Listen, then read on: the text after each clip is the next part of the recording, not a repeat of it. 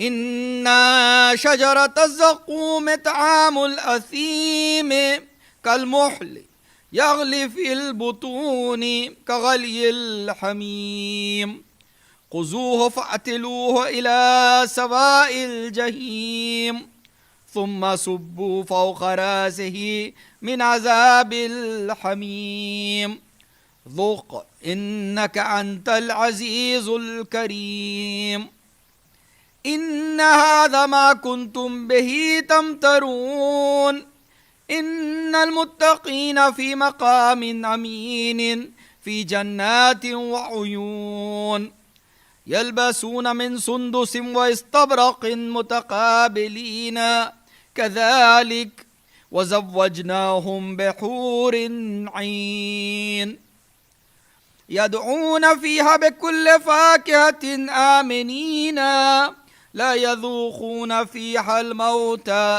إلا الموتة الأولى ووقاهم عذاب الجحيم فضلا من ربك ذلك هو الفوز العظيم فإنما يسرناه بلسانك لعلهم يتذكرون فارتقب إنهم مرتقبون صدق الله العلي العظيم صلوات اللهم صل على محمد وآل محمد وعجل فرجهم بر محمد وآل محمد صلوات اللهم صل على محمد. For the love of the Holy Prophet and his holy family, please recite the second salawat. Allahumma salli ala Muhammad wa ali Muhammad. For the reappearance of our awaited Savior, please recite the third salawat. Allahumma salli ala Muhammad wa ali Muhammad. The marsiya that I have tonight is about the children of this lady whose entire progeny was killed in Karbala. So these children are On and Muhammad, the children of Hazrat Zainab Salamullah alayha.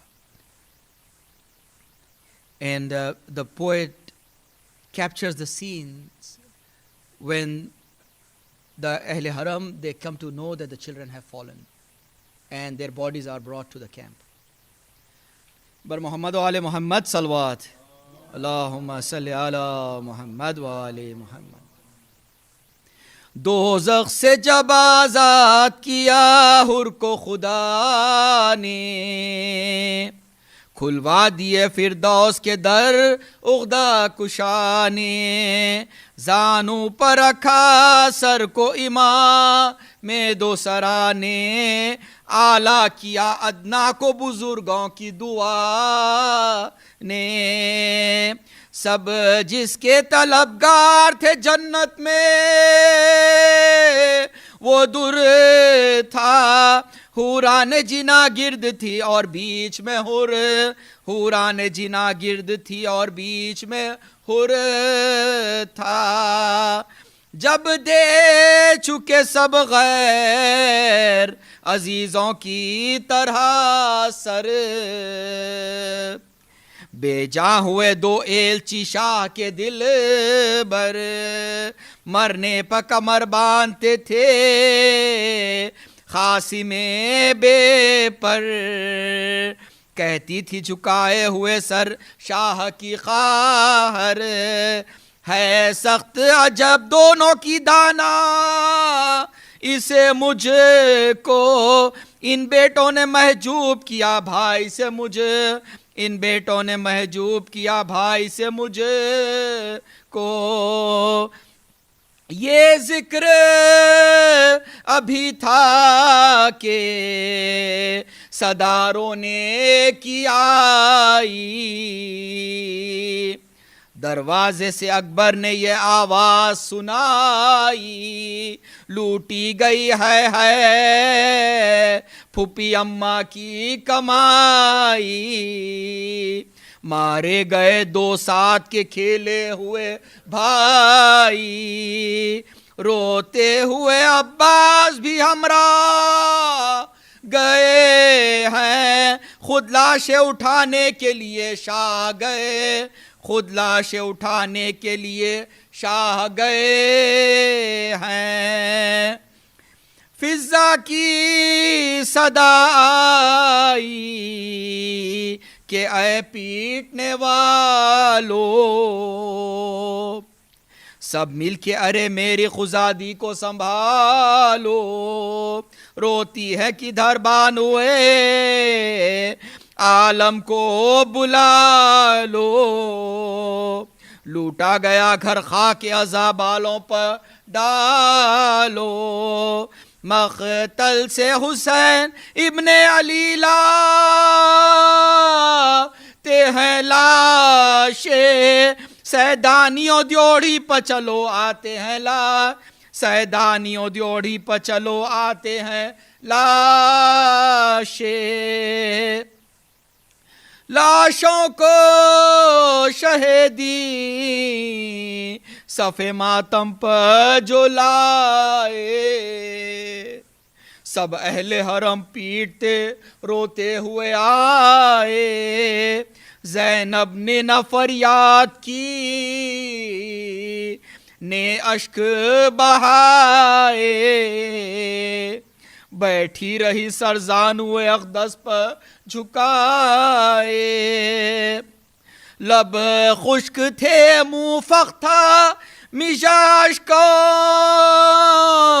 سے تر تھی، نے اپنی نہ بھائی کی نہ لاشوں کی خبر، نے اپنی نہ بھائی کی نہ لاشوں کی خبر تھی، بانوں نے رکھے زانوئے زینب پسر ان کے،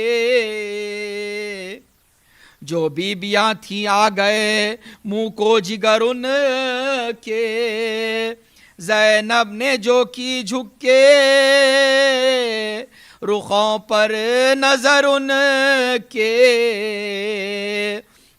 دکھلا دیے چاند سے منہ خون میں ترن کے، رخسار بھی مجروح تھے ابرو بھی کٹے تھے، شانے بھی جدا چاند سے بازو بھی کٹے، شانے بھی جدا چاند سے بازو بھی کٹے تھے،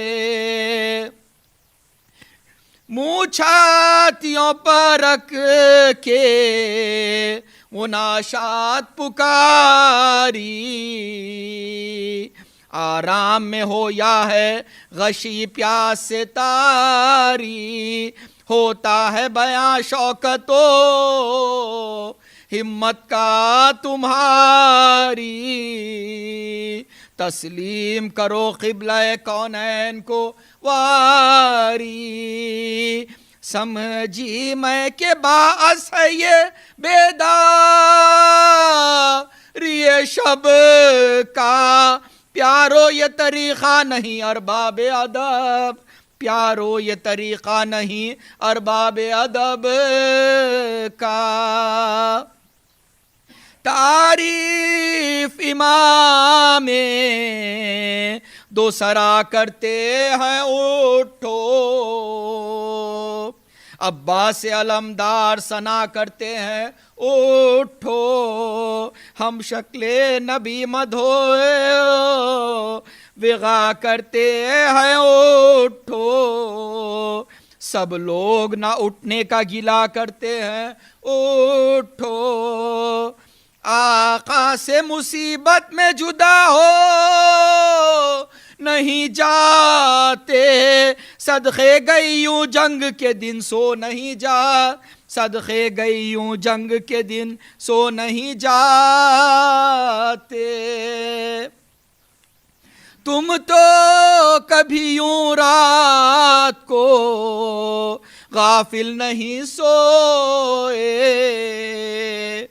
پانی نہیں کس طرح یہ ماں چہروں کو دھوئے، اب تم نہ ملو گے جو کوئی جان بھی کھوئے، قسمت میں یہ لکھا تھا کہ مادر تمہیں روئے، سر دے کے میرے حق سے ادا ہو کے پھرے ہو، سمجھی میں کہ ماموں پہ فدا ہو کے پھرے، سمجھی میں کہ ماموں پہ فدا ہو کے پھرے ہو۔ پیارو تم اکیلے کبھی نکلے نہیں گھر سے، رستے سے نہ واقف نہ صعوبات سفر سے، راہیں وہ کہ خالی نہیں جو خوف و خطر سے، جو خاصہ باری ہیں وہ تھراتے ہیں ڈر سے، اس خوف سے راتوں کو نہ سوتے تھے محمد، جب موت کا ذکر آتا تھا روتے تھے محمد، جب موت کا ذکر آتا تھا روتے تھے محمد۔ ہے وہی رستہ تمہیں درپیش ہے یارو، تم مرد ہو جرار ہو ہمت کو نہ ہارو، اب آنکھوں سے چھپ جاؤ گے اے عرش کے تارو، بچوں مجھے منزل کا پتہ دے کے سدھارو، ویرانے میں یا گلشن ہستی میں رہو گے تم، آج کی شب کون سی بستی میں رہو، تم آج کی شب کون سی بستی میں رہو گے، تاریکی میں واری تمہیں نیند آئے گی کیوں کر، شب ہوگی تو بچوں کو یہ ماں پائے گی کیوں کر، مادر دل بیتاب کو سمجھائے گی کیوں کر، وہاں تک میرے رونے کی صدا جائے گی کیوں کر، نکلوں جو تجسس میں تو بھیجا نہیں واری، ماں ہوں میرا پتھر کا کلیجا نہیں ماں ہوں میرا پتھر کا کلیجا نہیں واری، مقتل میں قیام آج کہاں ہوگا بتا دو، ماں صدق مقام آج کہاں ہوگا بتا دو، دن تم کو تمام آج کہاں ہوگا بتا دو، بستر سر شام آج کہاں ہوگا بتا دو، ہموار زمیں شب کے بچھونے کو ملے گی، کیسی ہے جگہ جو تمہیں سونے کو ملے، کیسی ہے جگہ جو تمہیں سونے کو ملے گی، ہمراہ نہ تکیا ہے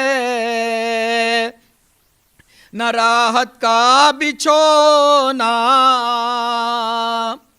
دو بھائی ہو تم ایک جگہ رات کو سونا، معلوم ہے چھوٹے کا تمہیں چونک کے رونا،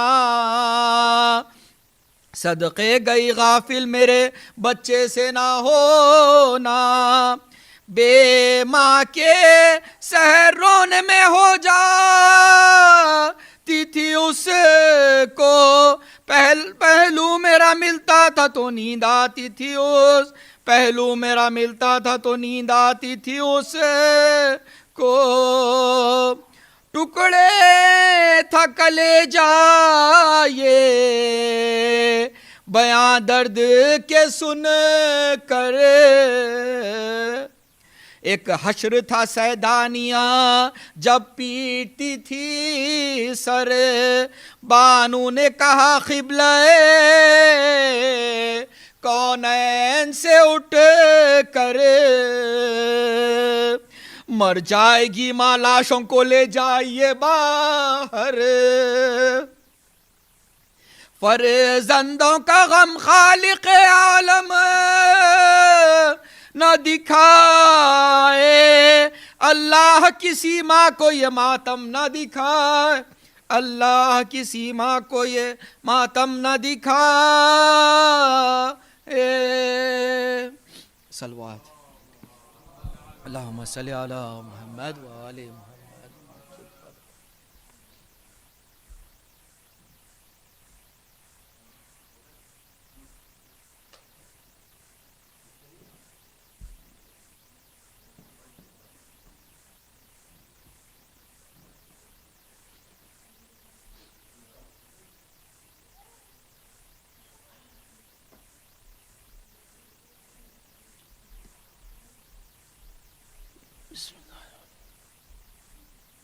بر محمد و آل محمد بلند تر صلوات۔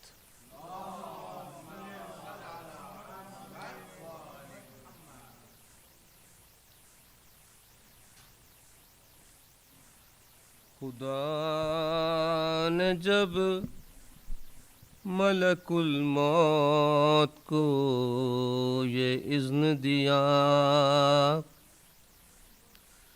خدا نے جب ملک الموت کو یہ اذن دیا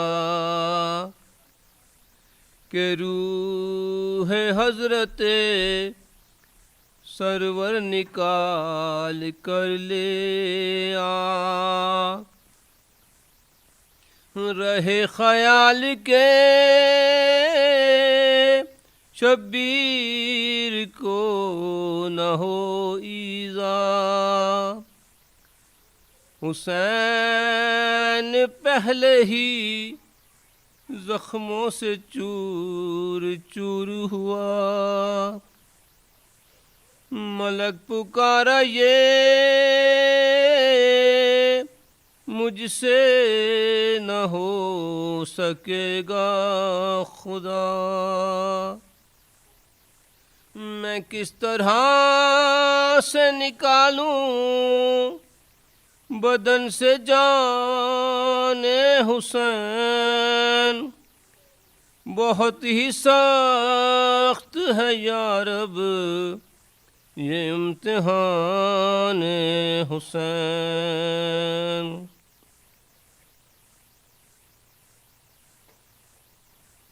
اب اور ان آنکھوں پہ ڈھاؤں ستم یہ کیا ہے ضرور، بچھڑ کے جو علی اکبر سے ہو گئیں بے نور، ندا یہ آئی کہ گردن، ندا یہ آئی دہن سے نکال جان حضور، کہا دہن میں تو کانٹے پڑے ہیں رب غفور، میں کس طرح سے نکالوں بدن سے جان حسین، بہت ہی سخت ہے یا رب یہ امتحان حسین۔ ندا یہ آئی کہ مظلومیت کے رتبہ شناس، کمر سے کھینچ لے صابر کی جان بے وسواس، کہا ملک نے تڑپ کر بدرد و حسرت و یاس، کمر تو ٹوٹ گئی جب سے مر گئے عباس، میں کس طرح سے نکالوں بدن سے جان حسین، بہت ہی سخت ہے یا رب یہ امتحان حسین۔ مطیع حکم ہوں پر فکر ہے یہ اے یزدان، हर एक उज़्व है ज़ख्मी, लगाऊं हाथ कहाँ। खुदा पुकारा ये मुश्किल करेंगे हम आसान, न तू निकाल मेरे आशिक़ गरीब की जान। मैं खुद निकाल रहा हूँ बदन से जाने हुसैन, कि ख़त्म होने को अब है ये इम्तिहाने हुसैन। बर मोहम्मद वाले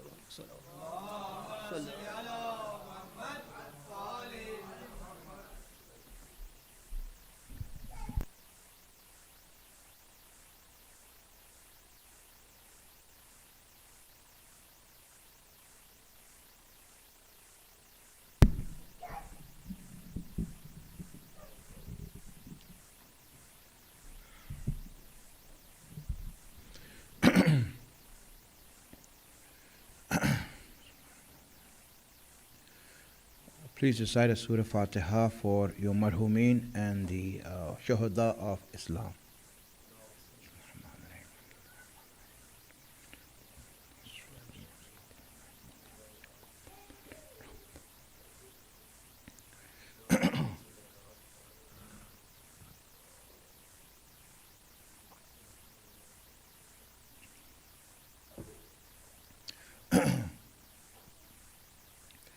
حسبنا الله ونعم الوكيل نعم المولى ونعم النصير. أعوذ بالله من الشيطان اللعين الرجيم. بسم الله الرحمن الرحيم. الحمد لله رب العالمين، والصلاة والسلام على أشرف الأنبياء والمرسلين سيدنا ومولانا أبي القاسم محمد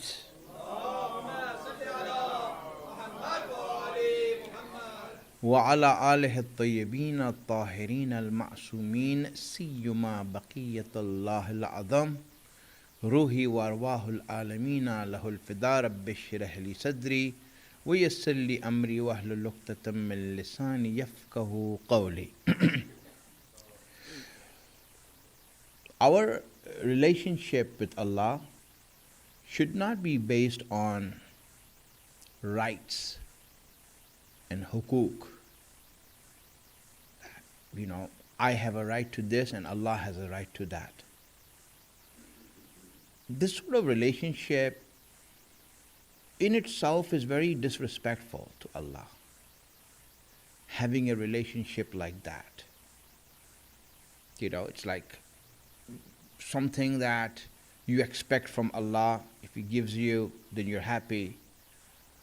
So this is something that's really not so good. Now obviously Allah loves us anyway, but it should not be the essence of our relationship with Him. It's like, for example, when you come back from a trip of whatever trip you have been on in your business or whatever, and you come back and you have a child who comes to you and the first thing he says is that, did you bring me anything? Now, obviously, you're his father and you still like him and all that, and you would, yes, I brought you, but, and so you feel good that he's asking you for it. But what if that child comes to you and says, I'm so glad you're back, I was just waiting for you? You see, how will that make you feel? That he was expecting you. There's a different relationship than just give and take. You see, our relationship with Allah should not be give and take. Even with the Imams, it should not be a relationship of give and take. Like when we go for ziyarat, we have a shopping list, to ask the Imams, that Imam, I want this, I want this, I want this. Even though the Imams would still look at you and lovingly, but it's different if you had gone there and said, Imam, I'm here for you. I just came for you, just to be with you. You see, that's different. So a lot of times we need to look at our relationship And make sure that our relationship with Allah or our relationship with our imams is not based on this give and take. There should be an attachment of attraction. There should be an enjoyment of just being with each other, of just spending time with Allah. That's why, for example, Allah says that, listen, after you pray, don't rush away somewhere. Sit down, read tasbih. At least read tasbih, sit down there. It's like after you say Allah, Allah, Allah, that's it, you're gone. Allah says, wait a minute, we just got to know each other. Let's spend some time together. Tasbih, really, like for example, this businessman, he came to prayer in Jamaat, and right after the Jamaat was done, he was ready to rush away. His friend said, listen, wait here. Where are you rushing off to? He said, I have a deal to make. I have to go and get ready for that. Whatever. He says, what do you mean deal? These deals are done by Allah. He says, read tasbih right now, and you will see that Allah will make the deal for you. Now, one of the wisdom of tasbih is that when you pray to Allah, when you do the tasbih, you're now leaving your affairs in Allah's hands. Just sit there and read tasbih. Now Allah will take care of your affairs. He will take care of your things now because you read the tasbih after that. Just that. Read tasbih. Just spend some time with Allah. Don't rush away. Don't be like in a hurry to leave. So what happened is that this relationship should be something enjoyable. It should be attractive for us. I want to sit with Allah. I want to sit in front of Him. I want to spend as much time as I can here. You see, this is what our relationship should be. And if you just base your relationship on give and take, that I'm just waiting for Allah to give me this, and there's like your Islam or your relationship with Deen is like a profit loss statement, where you see, okay, how much profit I got, how much loss I got. This is really not appealing, especially to youngsters. Youngsters don't find this appealing, like this transaction you're making and all that. They shy away, and that's why a lot of us lose our children, because that's what they see religion as. That you're giving and taking. There's no real meaning in this. Send the salawats.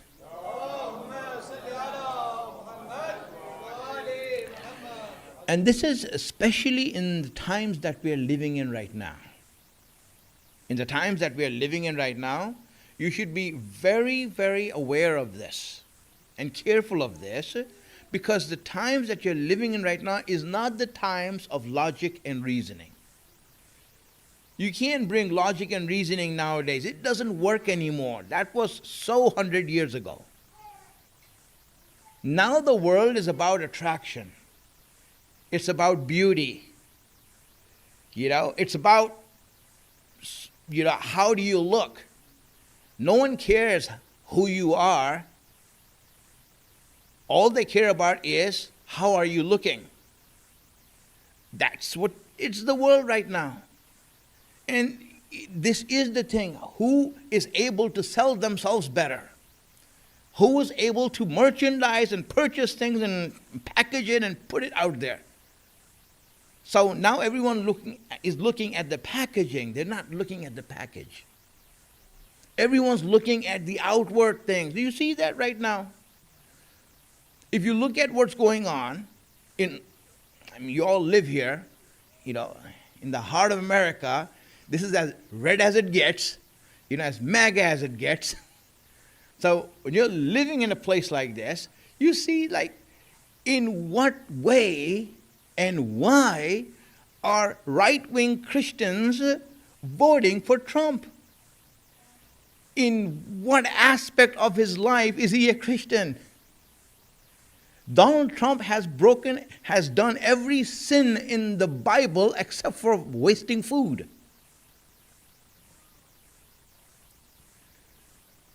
And when you look at that, But why are they voting for it? Because it's the image. Give the image, give an idea, give this whatever it is. People don't care about facts. Who cares about facts? If you watch any debate that goes on, you'll see the fact checker machine is broken. It can't count the amount of lies that are being spent. No one cares about that. No one cares about facts and truth and this is the real deal. Oh, no. They all care about what is the image. This is the world we are living in right now. This is the world we are living in right now. And we have to deal with that. You can't bring logic in front of that. Well, why don't you read this book? Philosophy. No one cares. It's about advertising. It's about presentation. This is the world right now that we're living in. And hence you don't fight that with logic and reasoning and facts and history and all that. You have to fight it the same way with the power they're bringing. And that is the power of beauty. Let's work on this. I'm going to read some ayat right now where Allah speaks about beauty. Now there are 50 ayat in the Quran. In the Quran there are 50 ayat on the subject of beauty, of attraction. The 50 ayat, I'm going to read a few. And where Allah is speaking about the power of this beauty, the power of this attraction. I mean, it's not simple that we're talking about. It's not easy. It's very powerful. And now Allah, I'll just read the ayat for you so that inshallah from here we can understand and go forward. Send us salawats.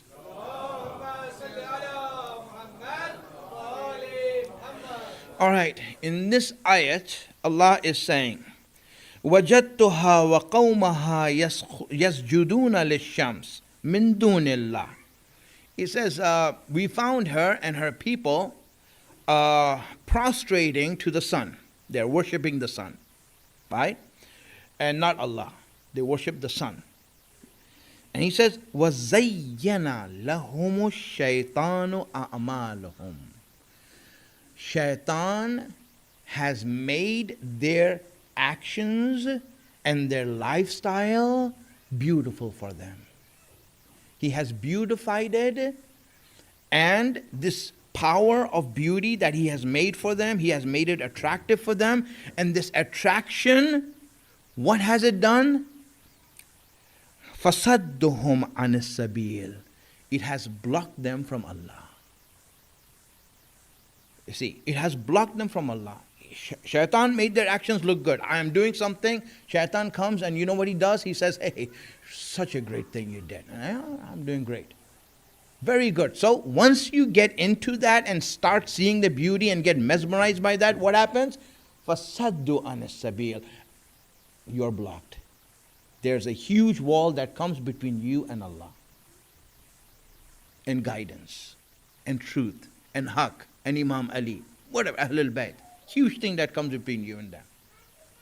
Because shaitan has made something beautiful and you fell for it. Let me read another ayat. وَعَادًا وَثَمُودًا وَقَدْ تَبَيَّنَ لَكُم مِّن مَسَاكِنِهِمْ وَزَيَّنَ. And speaking about Ad and Samud and how He has made their dwellings, their people. And these were intelligent people, Ad and Samud. Allah even says they're mustabsirin, they're like smart people.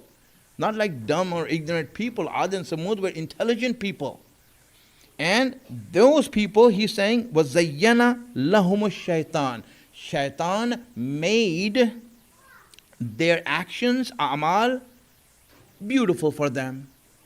They looked at their actions and they felt proud. Yes, what we're doing is right. What I'm doing is right. And they fell for it. They didn't see the wrongness of their actions. They didn't see the ugliness of their actions. No, their actions were actually good. You praised it. And they started also looking at it that way. And then what happened? فَصَدُّ عَنِ السَّبِيلِ. Sad means like a blockage, a dam. That's it, a wall that comes between. Where you can't Now go forward. Finish. You're ended. That's a dead end. And it's blocked for you. Look at this ayat. Now what happened? Just shaitan beautified their actions and their dunya, and people fell for it. People got captivated by it. When you get captivated by the beauty of this life, that's it, my friends. It's over. One more ayat I'll read for you. He says, وَكَذَلِكَ زُيِّنَ لِفِرْعَوْنَ سُوءُ عَمَلِهِ. And his Pharaoh's action were made beautiful for him, were made attractive for him. He looked at it as good. He looked at it as beautiful. And so what happened after that? وَصَدَّ عَنِ السَّبِيلِ. Same thing. He now is blocked from Allah, from guidance, from anything. My friends, these ayats are saying that beauty has power. It's very powerful. When you see beauty, you get attracted by it. Anything. If it's made beautiful for you, now there's either you're going to fall for it or not. If you fall for it, you're mesmerized by it. You're like, wow, look at that. Wow, look at that. That's it. And this hype that comes is what blocks you from Allah. Allah is saying, now if you fell for shaitan's trap, if you got mesmerized and captivated by shaitan's trick of making this dunya look beautiful, then that's it, my friends. That's the end of story. Game over. The fat lady has sung. There's no more after this. It's over. There's no way for you to come back to Ahlul Bayt. There's no way for you to come back to Allah. See the power behind this. Allah gives the example of Ad and Samud and Fir'aun. Were these people able to come back? They couldn't. Because why? Allah is saying because they fell for shaitan's trick of making this dunya look beautiful, and they got captivated by it. Their actions were looking to be beautiful, and they got captivated by it. It's in everything that we do. Subhanallah. You see, that's the power of beauty. And now you want to bring logic and reasoning and all that. It doesn't work. It doesn't work now. Subhanallah. It can't work. In fact, it's so powerful, you will see that you will spend money for dunya.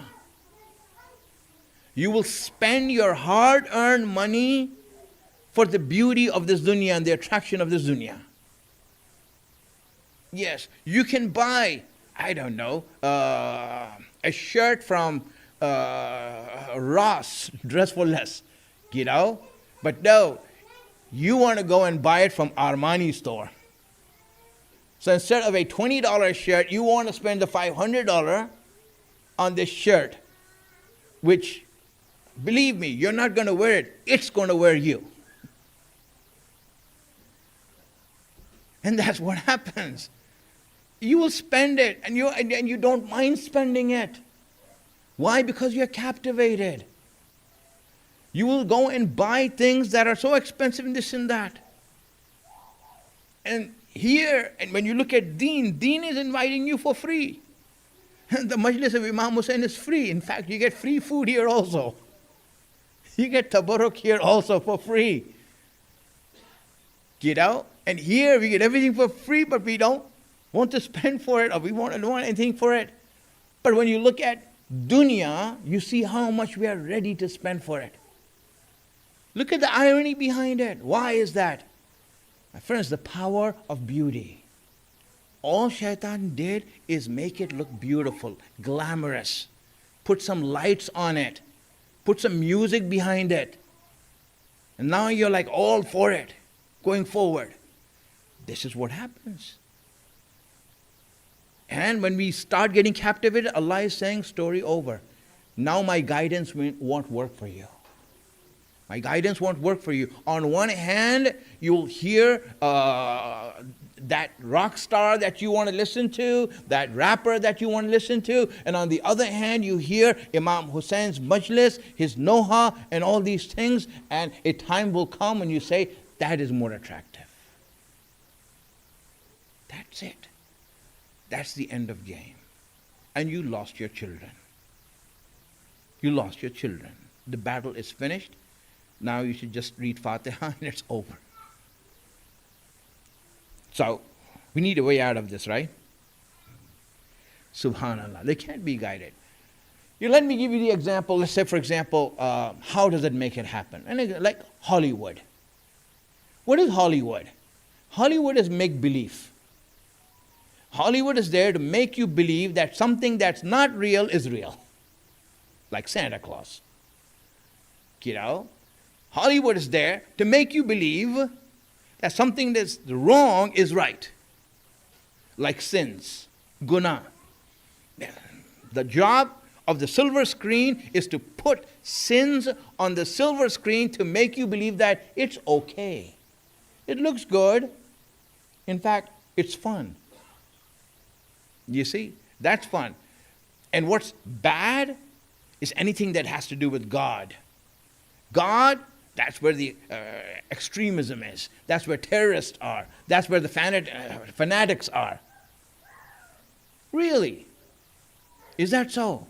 You see, its job is to make you believe that. Once you believe in that, then it's game over. You cannot be guided after that. Once you fall for that, that's it. You can't be guided for that after that. Friends, this is serious. This is in your life. Right now, what's happening in your life with your children and everyone around you. Anyone, for example, who wears hijab, you'll say that's extremism. Really? That's extremism? No, Bibi Fatima was an extremist. Bibi Zainab was an extremist. What are you trying to say? But nowadays it's extremism. What do you mean nowadays? You think that if Bibi Fatima comes today that she's going to change because nowadays the kuffar are like that? The kuffar were existing then. You think that she's going to change now? You think that Bibi Zainab is going to come back here and she's going to change her way because the stupid kuffar are doing things differently? They're not going to change for these people because these people are not going to come to their graves. Ahlul Bayt will be there in your grave. So you better make sure that you're doing things the way Ahlul Bayt want it. Do things the way you want, otherwise you are gone. I'm telling you, if any scholar comes here and gives you a testimony that, hey, do whatever you want, I'm sorry. That is not what Quran says. That is not what Ahlul Bayt say. So listen to the truth from Quran and Hadith. This is more important for us. Salawat ala Muhammad wa ala Muhammad.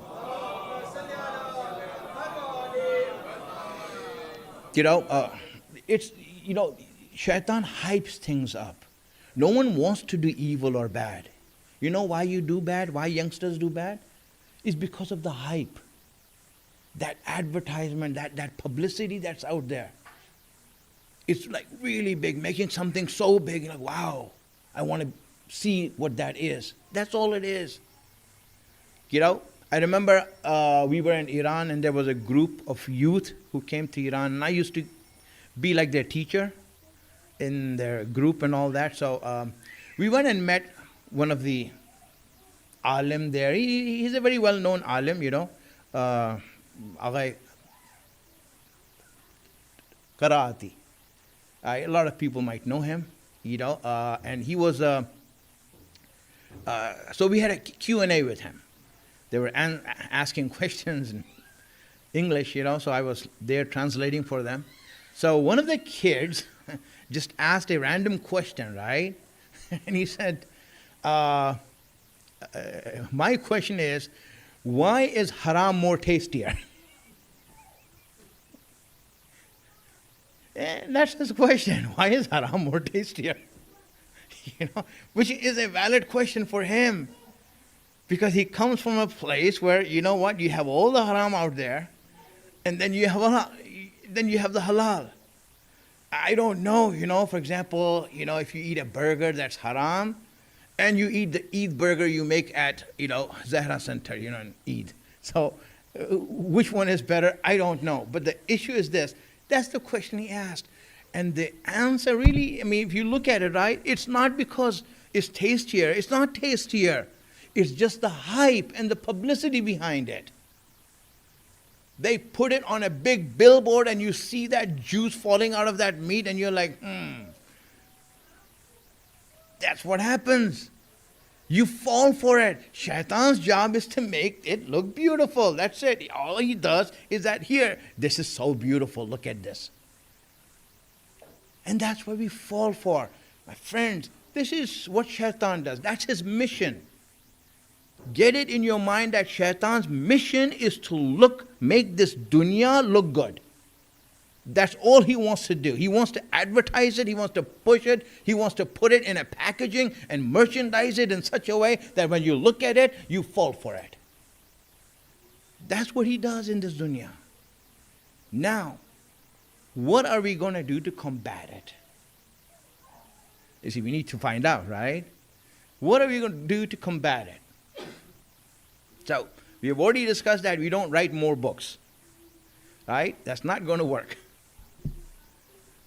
My friends, a lot of things that we do really don't work like that. There are two ways, my friends, to combat this. There's two ways to deal with this issue in our life. First way to deal with this is to show the beauty that you have. Look at your deen, look at your religion, and see what is beautiful in it. First, you have to know yourself. Man, this is beautiful. Wow, this is beautiful. Learn about it. Then you will see the beauty in it. Learn about it. What is beautiful? And I told you, right, one of the most beautiful things we have is Rasulullah and Ahlul Bayt.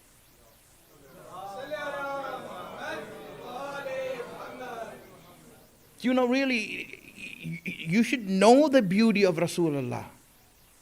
You should know the essence. Sometimes we don't pay attention to it. I think this was either Ibn Arabi or Ibn Sina. You know, I can't remember which one was it, right? He was a very great scholar, and the students really looked up to him. So one of his students was overwhelmed by the knowledge that he had. So one night they were sleeping, and it was winter time, cold, and they were like lying down, and it was like half an hour to Fajr. And you know, in the morning time it gets really cold, right? And in those days they didn't have heaters. So they just used to be in the blanket, staying warm. Right? Once you get out of the blanket, it gets cold. So the student was praising the scholar and saying, "MashaAllah, you are such a great scholar. You have so much knowledge and this and that." He says, "Why don't you declare yourself as the prophet, as a prophet? Because your knowledge is equal to a prophet's knowledge. It's equal to a prophet's knowledge." Really? You know, now, Ibn Sina didn't say anything. He was like, okay, whatever, you know, whatever. So, he didn't say anything, but you should declare yourself and all these things. So, all he said is that, "Hey, listen, I'm thirsty." Ibn Sina said this to a student. He says, "I'm thirsty. Would you get me a glass of water?" Now, for him to get a glass of water, he needs to get out of the blanket, go to the well, and get the well, do all the work to get the water out and bring him, right? And it's cold outside. So the student says, it's about 15 minutes to Fajr, if you just wait out, you're going to get up anyway. Ibn Sina didn't say anything. He was quiet. Didn't say anything. And then they heard the azan.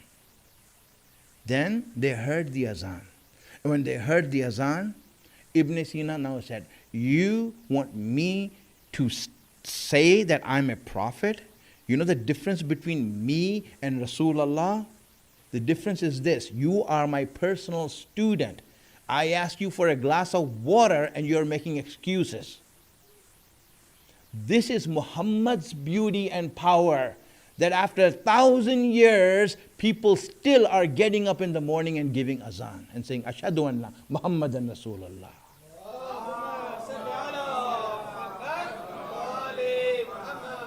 Understand the power of Rasulullah. That even today, that what we have inside, where is this coming from? Recognize this beauty. Know what it is and then transfer it to others. Show others that it is there. That's only one part, my friends, knowing it. Second part is to give it to others. Make others understand that how beautiful this is. You know, when you go for prayer, wear your best clothes. Why do you have to wear the jogging pants to come for namaz? Wear something, you know, that's good. Make yourself presentable. Put some perfume. Itr, perfume, you know. Rasulullah says that there is no israf in perfumes. Meaning that as much money as you spend on it, it will not be considered israf. Why? Make yourself smell good. This is what you should be doing. You know, there was a Shia who had a dead fish in his hand. He was walking home with a dead fish, a big dead fish, you know, in his hand, walking in the street. Now, you know, Imam Sadiq alayhi salam, he saw him walking. He says, "What are you doing?" He says, "What are you doing?" He says, "Maulana, you said, you know, that a man should go out and get food for his family. So I'm taking food back to the family." He says, "But look at this fish, it's smelling. And you look ugly with that fish like this in your hand. Put it in a package or something, you know. Why are you making us look bad? Because everyone knows you as our Shia. If you are a Shia, you don't have the right to smell bad. You don't have the right to smell bad because you belong to Ahlul Bayt. Everyone knows you, that you have a relationship with them. You have to make yourself presentable. You have to make yourself look good. Show the world that this is our beauty. Show the world what you have. When you are in the center, for example, if you're here in the center, make it look good. Make it look nice. You know, this is a mission that we have, responsibility we have to do these things. It's necessary. If you see garbage there, don't use that, you know, as a way to complain to the board, the management. You know, there's garbage in the masjid. Oh, why didn't you pick it up? You think this masjid belongs to the management? This belongs to the imam and this belongs to all of you. You have the duty to do that. Why? Because of this issue of beauty. You need to make Islam look beautiful. You need to make your deen look beautiful. Allah has beautified it. Learn it and make it beautiful. That's why all these rules are there. Let me give you a few more examples so that you can really enjoy this. You know, we have that when you write a letter or anything, any sort of paper that you want to write, letter that you want to write, article that you want to write, you know, for, you know, Muslims and this and that, it is told to us, write Bismillah Rahman Rahim separately, in such a way that it is the highlight of your letter. This hadith we have. Write it separately and write it as a highlight, that it should be the highlight in the best handwriting. Write it like that. Look at how Allah is so refined, how He wants us to be like that. Even these details are mentioned to us so that we can make deen look beautiful. Whatever we have in our heart, we can make that look beautiful. This is something that we have to do. Let me give another example. You know, the name of Ali, we have hadith that you should write the name of Ali in the best handwriting. That's it. Just write it on paper, best handwriting that you can. Anyone who sees that, because looking at the name of Ali is ibadat. Anyone who sees that, just puts their eyes on it, they are getting ajr for it. And you are getting ajr also. Make this a thing in your Sunday school. Write the name of Ali, put it on the wall so that as many people see the name of Ali that you have written, you're getting reward for that. This is ibadat. Friends, see how it has been mentioned to us regarding this. Make it beautiful. Make it highlighted in your life. I don't know how many examples I can give in this regard. But even here in Muharram, these things that we have, everything that we have, make it known to others. Make it think we need to have passion in what we do. For example, when we have majlis, the majlis should be electrifying. It should be exciting. It should be like, wow. The whole program, I mean. When you do matam, the matam should be exciting. I mean, it should be something that you have passion for, fervor for. Yes, we are going to do matam. See, yes, do it that way. Not like it's an obligation we have to do. I'm saying this to you, do it with, even if you do it slow, do it with excitement. When you do it, it's really important how this is put forward out there. This is an obligation on us from this aspect that we have to show the beauty of Islam. We have to show the beauty of Islam. So this is the first way to combat that beauty that shaitan is making in dunya and in evil. The first thing is to make it such that we also show our beauty. To your children, show them the beauty. When you have Eid, Eid shouldn't be just a normal day. Eid should be like the biggest day. Biggest day that we have. You know, in regards to the akhlaq of Eid-e-Ghadir, in akhlaq of Eid-e-Ghadir, you know Eid-e-Ghadir is, right? Youngsters, do you know what Eid-e-Ghadir is? All the ladies are saying yes.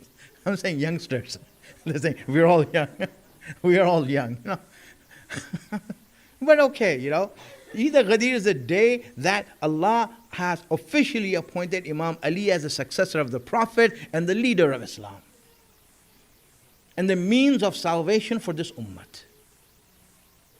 That is it. So that day, you know Eid-e-Ghadir? Subhanallah. Imam Ali himself gave a sermon to show the importance and what to do on Eid-e-Ghadir. I mean, this is the mazlumiyat of Imam Ali, that he himself has to speak about this. I mean, others should be doing this, you know. He himself has to say, what should you do on Ghadir? And if you see the things that you have done in Ghadir, Imam Ali says that on Ghadir, you should buy and wear the most expensive and best clothes of the year. You should buy your new clothes and the best clothes in Ghadir. Wear it there. You should have the best meal of the year on Ghadir. This is akhlaq of Ghadir. The best meal of the year should be on Ghadir. If you are making some other meal that's better than Ghadir, then you're doing injustice to Imam Ali. Injustice to Imam Ali. No, Ghadir should be the best meal. That should be the time that we are like, wow. You should invite others, feed other mu'mineen. The best food. The best food. Yes, that they will be like, wow. Why? Because you want to highlight it. That this is important. That this is great. Why this akhlaq? Put this akhlaq in your family and in your households. When Ghadir comes, it shouldn't be some normal day that we just, okay, we go to the majlis and have an hour-long poetry and all that, where the kids are outside, playing basketball. Now, why are the kids not interested?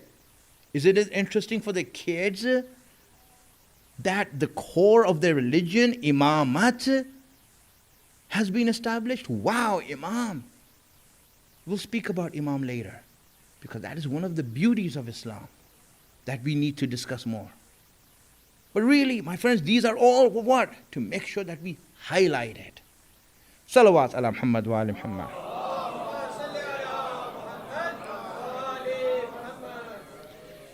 Subhanallah. This second way, inshallah, I will speak more about the second way later, but the second way is that when you see kufr, when you see people rejecting Allah or making fun of Ahlul Bayt also, show your hatred. You have to show it. Not just like, oh, I don't want to say anything, people are saying bad things. No, show your hatred. Let them know that you're offended. Like, for example, if someone comes to your living room and starts smoking a cigarette, are you okay with that? If someone here comes over here in the masjid and starts smoking a cigarette, will people be okay with that? You'll be offended, right? So what are you offended for? Well, it's bad. It's harmful. Well, my friends, kufr is more harmful. Kufr is more harmful. Why aren't you upset? My friends, if the person who's doing kufr is a donor, then you should say, listen, if you're going to do kufr, I don't need your donation. We don't need your donation if you're going to do kufr. Finish. Because imams don't need the donation of kuffar. You think the imams need their donation to do that? Allah will give you enough, my friends. Trust me. Allah will give you enough. Yes. Don't worry about it. Have those principles in us that when we see kufr, when we see people disobeying Allah, stand up for it. Show that. If you don't show that, your children are learning from you. When you are okay with kufr, they'll say, well, mashallah, our parents are okay with kufr. In fact, they're involved in kufr. I don't know about nowadays. In my days, I remember when I was young in Chicago, like we the kids used to do all the bad work, or the bad things. The kids used to, like we used to do all the bad things of going in the store and renting a VHS tape of a Hindi movie or something, for the parents. We didn't know it was haram, But what happened, that when we learned it, we said, sorry, I can't do this, it's haram. And the parents were upset. What are you learning at Sunday school? Don't you know you should respect your parents? Parents, listen, we need to respect Allah more than you. Remember who made you our parents? Allah did. But you did not make him our Allah, our God. Remember that. That is the thing, inshallah. All right, everyone, that's it. I just want to leave it at that. We'll speak more about these later, but all I will say is this right now. When you look at Ahlul Bayt, that is like a beauty in deen that we are all attracted towards. Especially Imam Hussein. Especially Imam Hussein. I'm sure it's with every one of you, just like I feel also. I mean, I love Imam Ali, I love Imam Hassan, all of the Imams, we are Shias, right? We love them with this and that. But Imam Hussein, I don't know. Isn't he different? It's like something so personal. Imam Hussein is so personal, this and that. Really, but you know what? I felt in my life, when I used to think like that maybe I'm making a mistake. Maybe this is wrong way of thinking. Right? All the Imams are the same. But it didn't escape my heart, that Imam Hussein is different. Until I read this hadith. This Shia was in front of Imam Sadiq, and he said to him that, Agha, I love you. All of your ancestors, I love them. They are dear to me. They're part of my life. But Hussein has a special place. Hussein has a special place. I don't know. Am I wrong to think that way? Am I wrong to think that way, that Hussein has a special place amongst all of you Ahlul Bayt? You know what Imam Sadiq said? He said, no, you're not wrong. Let me tell you this. For us Ahlul Bayt, also for us, Imam Hussein is special. Hussein is special even for us. When we look at Hussein, we put him on a different pedestal. We Ahlul Bayt put him on a different pedestal. Friends, Hussein is different. It's a beauty that Allah made for us amongst Ahlul Bayt. They want Hussein to be in front. Hussein, be in front. Show them the beauty of Islam. Let them be attracted to you.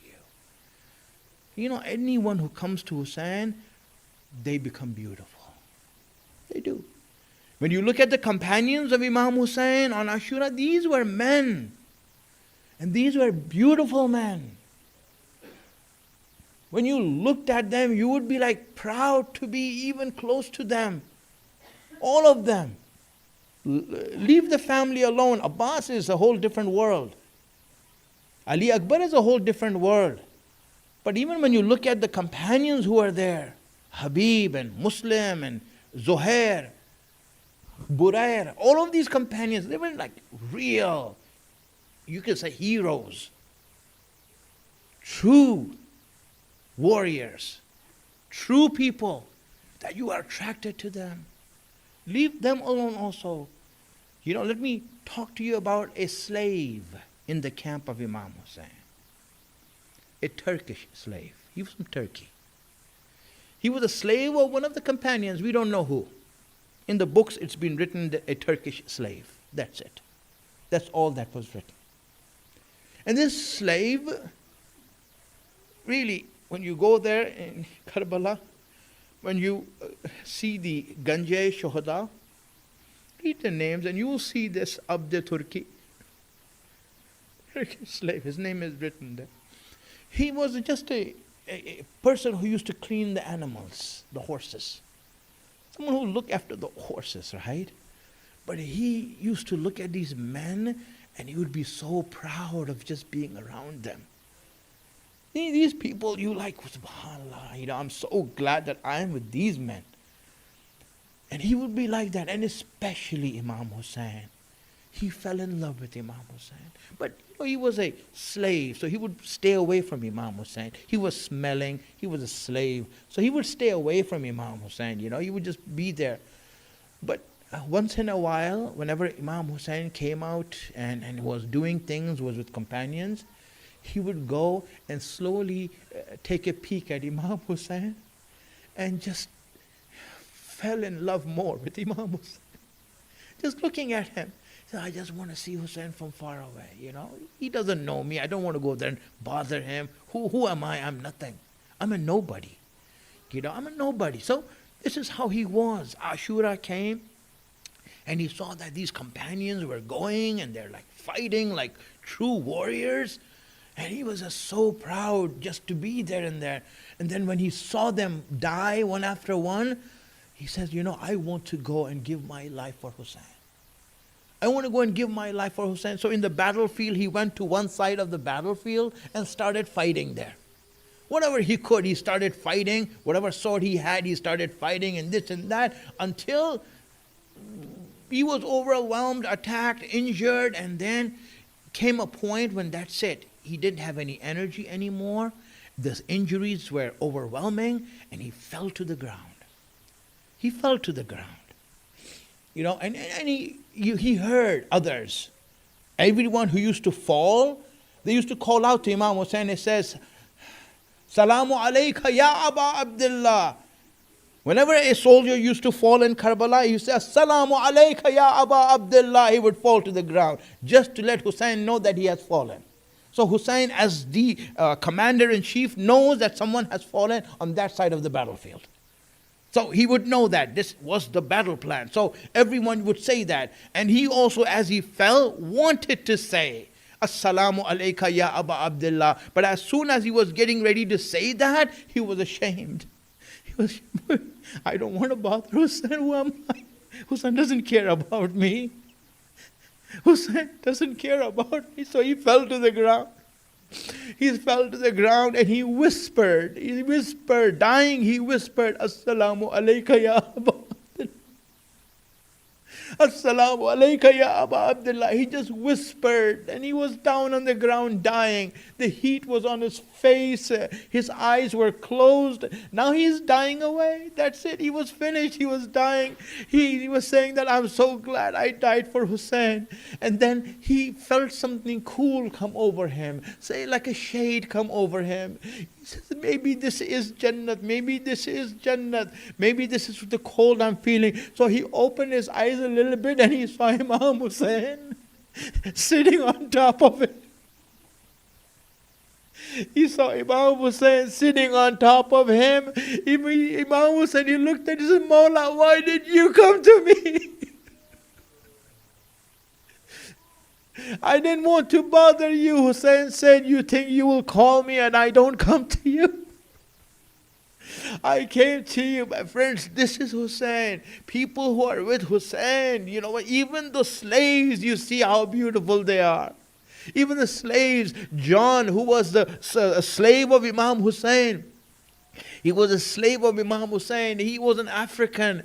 He came to Imam Hussain because everyone was going and dying. He said, Mawla, why don't you send me to the battlefield and let me die? He said, is it because I'm black? Is that why? Is that why you're not sending me? Maybe I will make you look bad?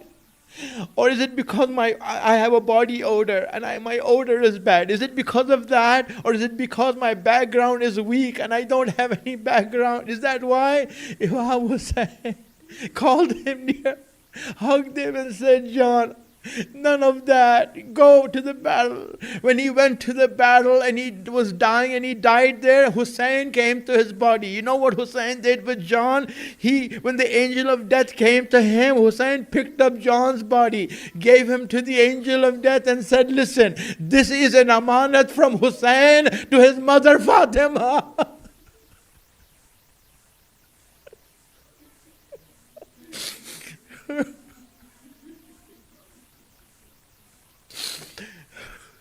سيعلم الذين ظلموا أي منقلب ينقلبون يا محمود بحق محمد يا الله بحق علي يا فاطمة السمان حق فاطمة يا محسن بحق حسن يا قديم الأحسان بحق حسين والله give us the tawfiq to be on the right path, give us the wisdom to understand your guidance, hasten the reappearance of our Imam, make us his helper when he comes.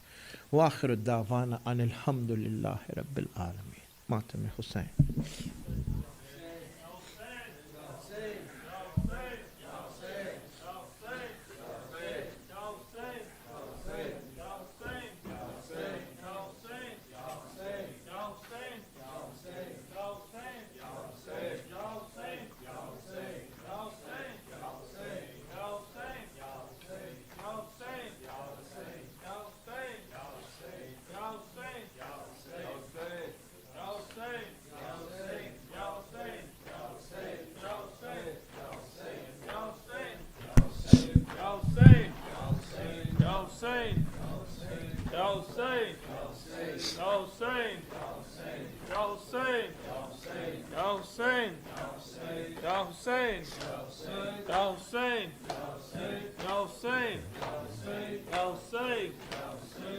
गूंज रही है ये सदा या हुसैन,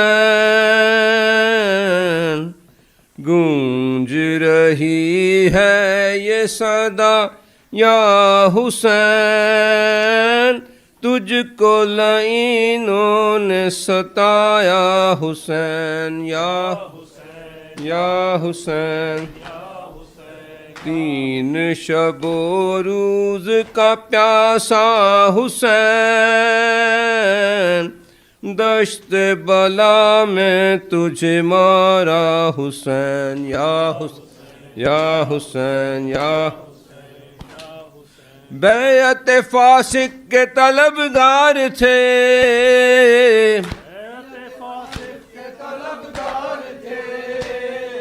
जुल्म और सितम के लिए तैयार थे, बैअत फासिक के तलबगार थे, कितने तेरे सर के खरीदार थे, कितने तेरे सर के खरीदार थे, तूने मगर सर न झुकाया हुसैन या हुसैन या हुसैन या हुसैन या हुसैन। भेज के खत तुझको बुलाया गया, भेज के खत तुझको बुलाया गया तेरा वतन तुझसे छुड़ाया गया भेज खत तुझको बुलाया गया कब्र से नाना की हटाया गया कब्र से नाना की हटाया गया कै कर तस्लीम व रज़ा या हुसैन या हुसैन या हुसैन या हुसैन या हुसैन गूंज रही है ये सदा या हुसैन गूंज रही है ये सदा या हुसैन तुझको लाइनों ने सताया हुसैन या हुसैन या हुसैन या हुसैन क्या शब आशूर का हंगाम था क्या शब आशूर का हंगाम था सारा जहां लर्ज़ बरंदाम था क्या शब आशूर का हंगाम था तुझको इबादत से मगर काम था तुझको इबादत से मगर काम था करता रहा जिक्र खुदा या हुसैन या हुसैन या हुसैन या हुसैन या हुसैन सुबह दहम का हो भला क्या बयान सुबह दहन का हो भला क्या बयान देने लगा जब तेरा अकबर अजान सुबह दहन का हो भला क्या बयान जैसे थे आवाज नबी बेगुमान जैसे थे आवाज नबी बेगुमान करबो बला थी के मदीना हुसैन या हुसैन या हुसैन या हुसैन या हुसैन गूंज रही है ये सदा या हुसैन तुझको लाइनों ने सताया हुसैन या हुसैन या हुसैन या हुसैन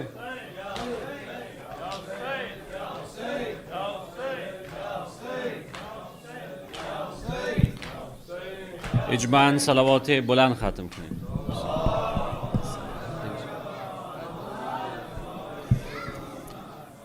آید به مشام جان ما بوی حسین از شوق زند بر دل ما سوی حسین به مهر حسین کسی به جنت نرود جنت طلبی بیا تو در کوی حسین مدینه حسینم کجا می رود اگر می رود شب چرا می رود مدینه حسینم کجا می رود اگر می رود شب چرا می رود مدینه حسینم کجا می رود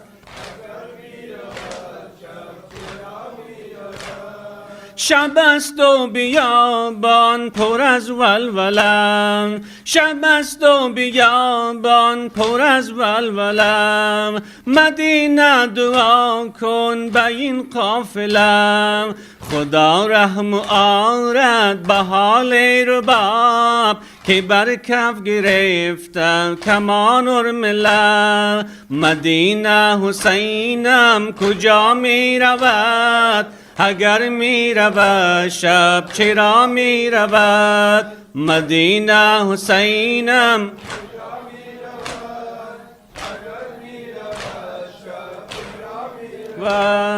پدر را ببارند و لب تشنه سر پسر را ببندند در این سلسله شرار جگرشم به معمل شده، نوای جرس آتش دل شده. مدینه حسینم کجا می رود؟ اگر می رود شب چرا می رود؟ مدینه حسینم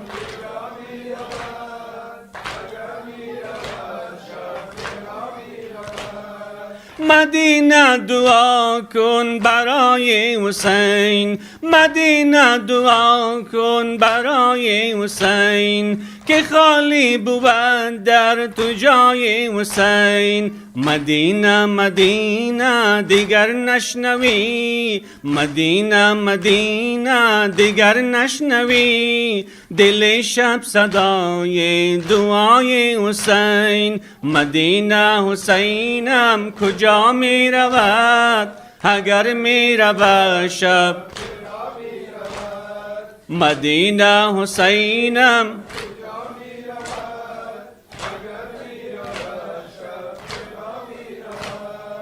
دلش یاد رخسار پیغمبر است، نگاهش بروی علی اکبر است. مدینه دعا کن که این انجمن بیایند بار دیگر در وطن. مدینه حسینم کجا می رود؟ اگر می رود شب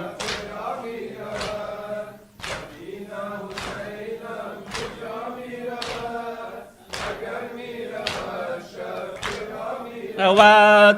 از آن بیم دارم که دخت علی، از آن بیم دارم که دخت علی، ز شش یوسف آرد یکی پیرهن. از آن بیم دارم که رأس حسین لب تشنه گردد جدا از بدن. مدینه حسینم کجا می رود؟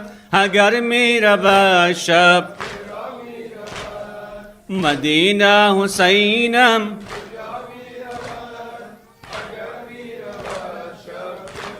رود. از آن بیم دارم که پر شود، از آن بیم دارم که پر شود. چو گل پیکر قاسم ابن حسن، غریب وطنی مشب از وطن، غریبان پیش خدا می رود. مدینه حسینم کجا می رود؟ اگر می رود شب چرا می رود؟ مدینه حسینم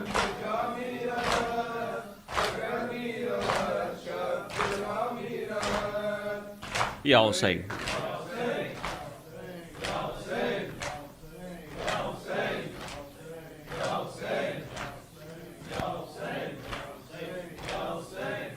हमसे गम शबीर, हमसे गम शबीर भुलाया नहीं जाता, हमसे गम शबीर भुलाया नहीं जाता। ये दाग कलेजे का, ये दाग कलेजे का मिटाया नहीं जाता, हमसे गम भी बुलाया नहीं जाता।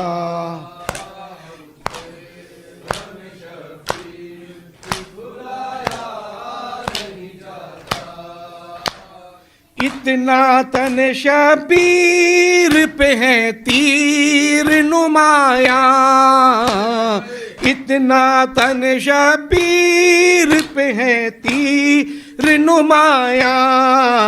बच्ची को भी सीने से, बच्ची को भी सीने से लगाया नहीं जाता, हमसे गम शबीर भुलाया नहीं जाता, हम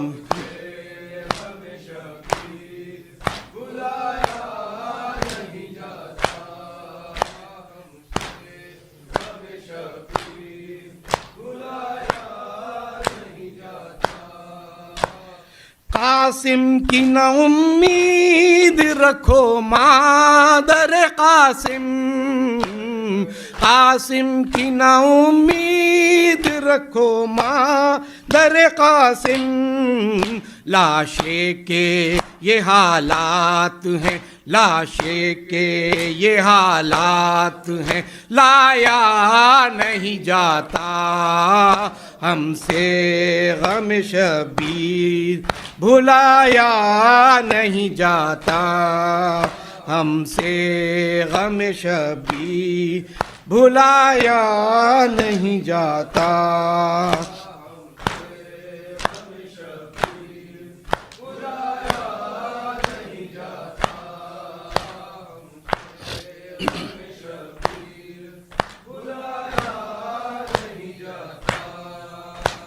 اٹھتے ہیں کبھی بیٹھتے ہیں مولا زمیں پر، اٹھتے ہیں کبھی بیٹھتے ہیں مولا زمیں پر، کیا لاش ہے فرزند، کیا لاش ہے فرزند، اٹھایا نہیں جاتا ہم سے غم شبیر، بھلایا نہیں جاتا ہم سے غم شبیر، بھلایا نہیں جاتا۔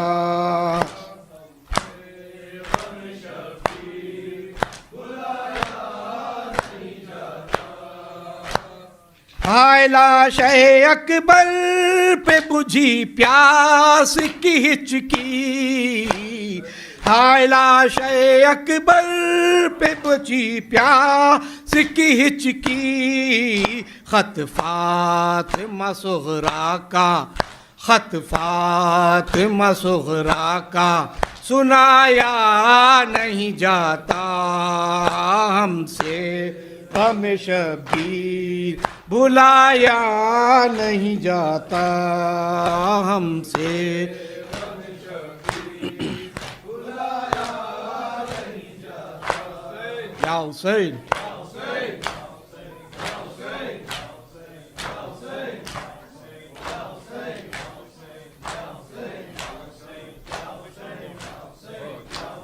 یا حسین، یا حسین، یا حسین، حسین۔ یا حسین۔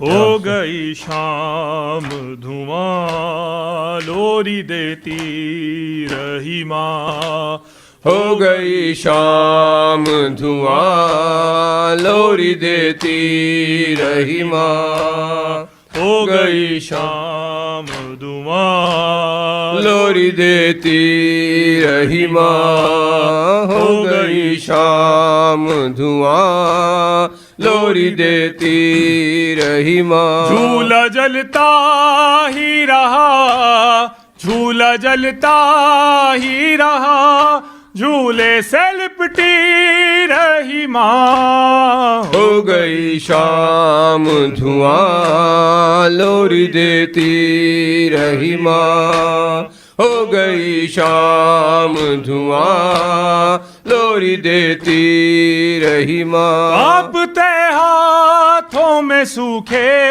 ہوئے ساغر کو لیے، دھوپ کی گود میں یادیں علی اصغر کو لیے، سائے میں آئی نہیں، سائے میں آئی نہیں، دھوپ میں بیٹھی رہی ماں، ہو گئی شام دھواں لوری دیتی رہی ماں، ہو گئی شام دھواں لوری دیتی رہی ماں، ہو گئی شام دھواں لوری دیتی رہی ماں، ہو گئی شام دھواں لوری دیتی رہی ماں، پیاس بڑھتی رہی، سوکھے ہوئے سارے ساغر،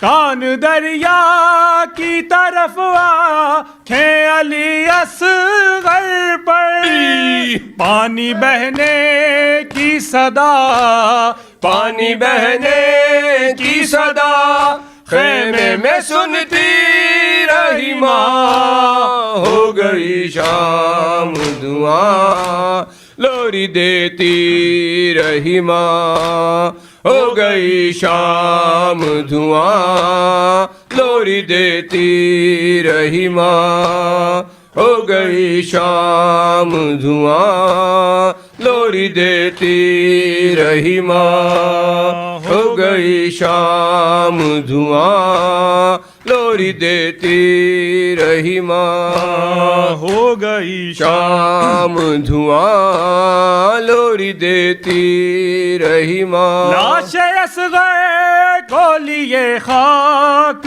میں اٹتے رہے شاہ، دار خیمے پہ جو کہ پلٹتے رہے شاہ، خاک پہ گرتی رہی، خاک پہ گرتی رہی، خاک سے اٹھتی رہی ماں، ہو گئی شام دھواں لوری دیتی رہی ماں، ہو گئی شام دھواں لوری دیتی رہی ماں، ہو گئی شام دھواں لوری دیتی رہی ماں، ہو گئی شام دھواں لوری دیتی رہی ماں۔ قافلہ کے رکا جب کہ در صغرا پر، ہائے اصغر